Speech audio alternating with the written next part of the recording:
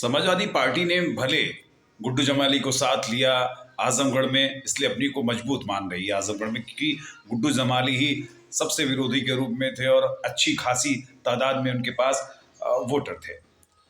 अब चूंकि समाजवादी पार्टी में गुड्डू जमाली के आने के बाद समाजवादी पार्टी तो मजबूत हुई, लेकिन सबसे बड़ी बात है कि अब वहां पर AIMIM के कैंडिडेट शौकत अली चुनाव लड़ने आ रहे हैं, और वो भी जो भी समाजवादी पार्टी के कैंडिडेट होगा उसके खिलाफ वो चुनाव लड़ेंगे।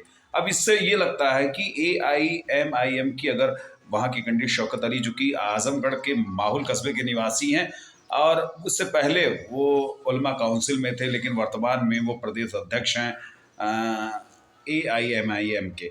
इससे पहले उन्होंने 2011-12 के चुनाव में 12 के चुनाव में विधानसभा चुनाव में शौकत अली उलमा काउंसिल के कैंडिडेट के रूप में थे और करीब अच्छा खासा उन्होंने मत हासिल किया था। लेकिन इसके बाद उलमा काउंसिल के बाद उन्होंने AIMIM को ज्वाइन किया। इसके बाद वो उसके लगातार प्रदेश प्रभारी, प्रदेश अध्यक्ष के रूप में काम कर रहे हैं और मजबूत करने की कोशिश कर रहे हैं।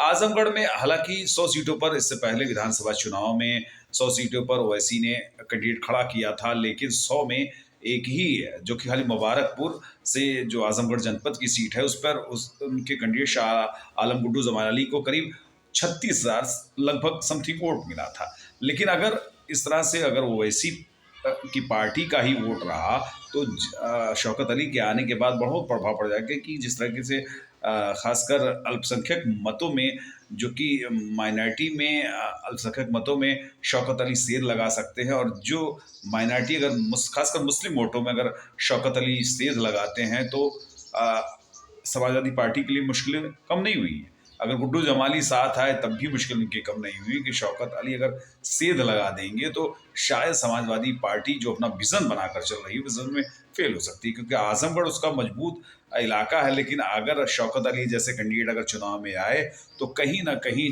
समाजवादी पार्टी को इससे बहुत बड़ा झटका लगने वाला है। शौकत अली चूंकि राजनीतिक दबाव में अच्छे वक्ता के रूप में भी जाने जाते हैं और काफ़ी अच्छी कैंपेनिंग उनकी है उत्तर प्रदेश के अंदर वो, और उन्होंने इस तरह से समाज जो खासकर ओवैसी की पार्टी को के साथ काम कर रहे हैं, तो एक जनाधार का मामला है। और कहीं ऐसा ना हो कि अगर इस तरह से अगर माइनॉरिटी वोटों में अगर सेध लगे, खासकर मुस्लिम वोटों में अगर सेध लगी, तो समाजवादी पार्टी कैसे अपने आप के हालात को सुधारेगी, यहाँ पर सवाल आएगा। क्योंकि बीजेपी वहाँ मजबूत स्थिति में खड़ी हो जाएगी। चूंकि बीजेपी ने अपना कैंडिडेट दिनेश लाल यादव निरहुआ को खड़ा कर दिया है, इससे तब यही लगता है कि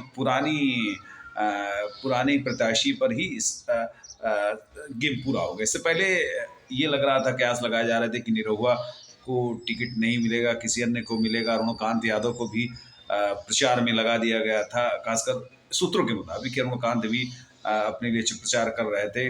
रमाकांत यादव के भी कयास लगाए जा रहे थे, लेकिन उन सारे कयासों पर बीजेपी की लिस्ट ने पानी फेर दिया। और अब सीधे तौर पर लड़ाई जो है वो 2 मोर्चों पर है। अब देखिए बीएसपी का कैंडिडेट कौन उभर कर आते हैं, बीएसपी किसी गठबंधन के तहत काम करती है, अभी इसका मामला साफ है। लेकिन मैं अभी जो बात कर रहा था कि शौकत अली के आने के बाद समाजवादी की पेशानी पर जरूर पसीने थोड़ा सा होंगे।